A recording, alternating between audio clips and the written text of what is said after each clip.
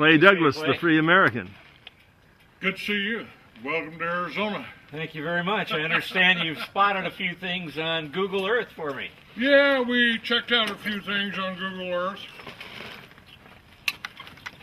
Now, this can't be true that there's black helicopters in one spot. I mean, you're not one of those that says there's black helicopters out there. I've been accused of that.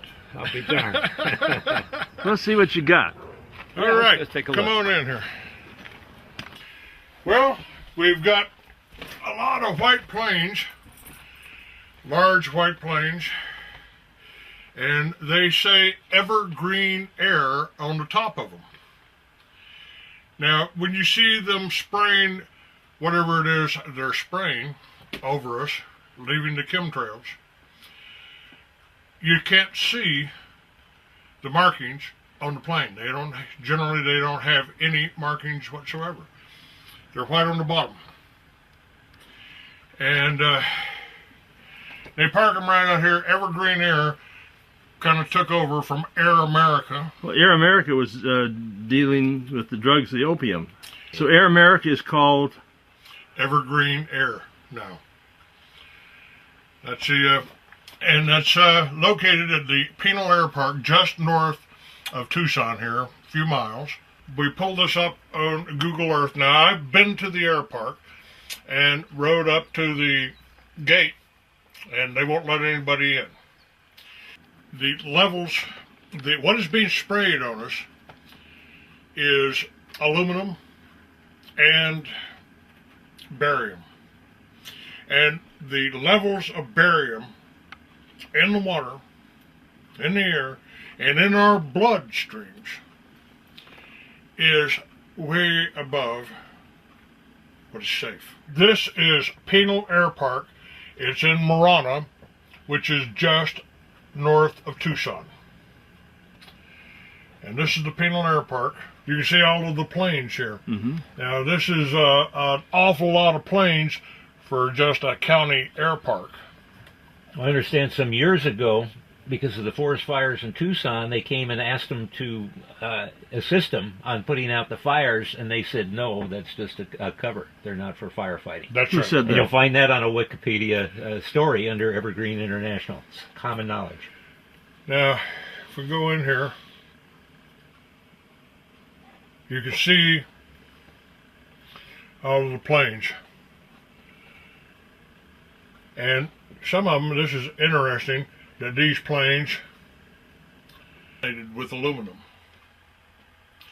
The aluminum, that means that your water supplies here are also being contaminated with aluminum. But they did that to us long before the chemtrails started, when they started adding aluminum byproducts called fluoride into our water.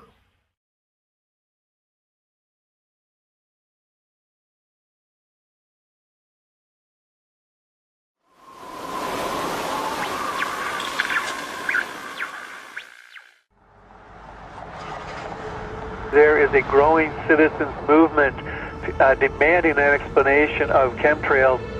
And I talked to my NSA buddies at Fort Carson, Peterson Air Force Base, and Buckley, where I was actually their doctor taking care of the pilots flying and spraying the chemtrails. So I know it's real. If anybody says it's not real, they're full of it.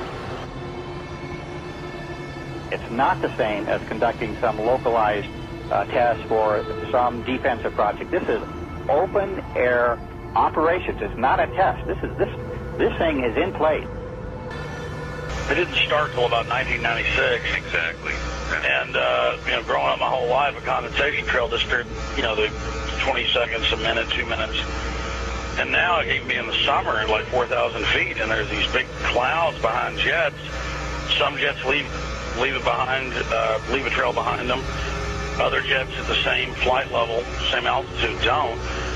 And instead of just getting into are they spraying us or what's changed in the jet fuel or what's changed in the atmosphere, there are tens of thousands of declassified admissions under different programs where different Pentagon programs, different agencies of the government have tested chemical, biological, and radiological agents on the American people. And then all of a sudden it starts spraying. We've seen them fly off into the distance and then loop around and fly back again. These are not your typical planes with a preordained path destination from city to city. Someone needs to explain to me why do they stop traveling in one particular direction and then loop around and come back again. They perform this behavior so many times that we start seeing the tic-tac-toe grids in the sky.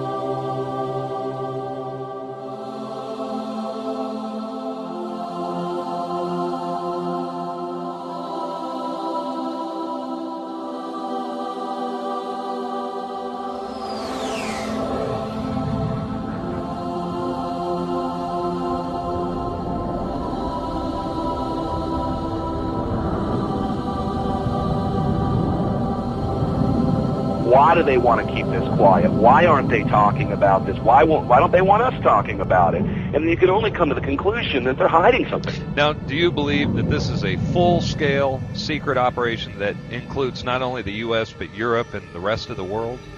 Well, that's apparent because you can see the pictures from all over the world, and I get them constantly. Some areas are worse than others. The excuse for this is, number one, weather modification. Number two, to save us from global warming, and number three, to save us from the terrorists. A lot of these programs, of which there are many patterns and which has been designated as wake vortex simulation, carried Logical research that we haven't even begun to touch on. Could a strange substance found by a Southwest Arkansas man be part of a government found in our sample? At a community in the San Bernardino Mountains has a real mystery on its hands. The official explanation here is that jet contrails are causing strange lines in the sky. What effects barium has on the body.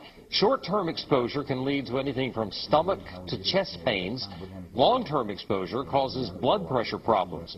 Ryan addressed concerns by chemtrail researchers that barium could be meant to wear down a person's immune system. You're talking about dominating our air supply without the human consent in a way that is difficult for many of us certainly to conceive, and certainly many of us refuse to accept it even in the light of sufficient and overwhelming evidence. YouTube, Dutch Sense here. It is 4:46 p.m. Central Standard Time on Thursday, July 21st, 2011. And we're looking at satellite view, visible satellite, off the west coast of California. And I don't know if you can see it. It's obvious. There's a huge amount of chemtrail spraying going on out over the Pacific in this low pressure system that's building off the west coast.